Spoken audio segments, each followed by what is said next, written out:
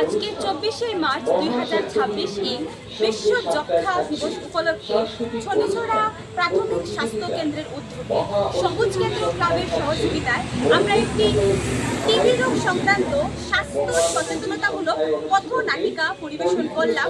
আমরা প্রথমে পরিবেশন করেছি কালাছড়া বাজারে, তারপরে আমরা এখানে ছনিছড়া বাজারেও এই পথনাটিকাটা পরিবেশন করলাম।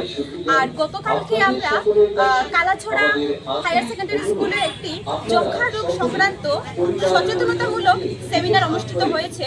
তো এই যে সেমিনার হোক আর এই পথনাটিকার মূল উদ্দেশ্যই হচ্ছে সমাজের মানুষ যাতে টিবি রোগ সম্পর্কে সচেতন হন এবং কেউ যাতে এই টিবি রোগকে অবহেলা বা ঘৃণা না করে এর প্রতিকার খুঁজেন, কেননা এই টিবি রোগ যতটুকু কঠিন তার থেকে চিকিৎসা ততটুকুই সহজ। তাই আমরা সকলেই চাই যাতে সমাজের মানুষ এগিয়ে আসেন, টিবি রোগের প্রতি লড়াই করেন।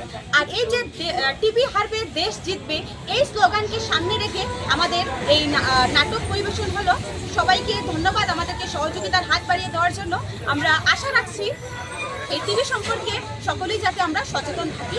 ধন্যবাদ সবাইকে, নমস্কার। টিবি হারবে দেশ জিতবে। ধন্যবাদ।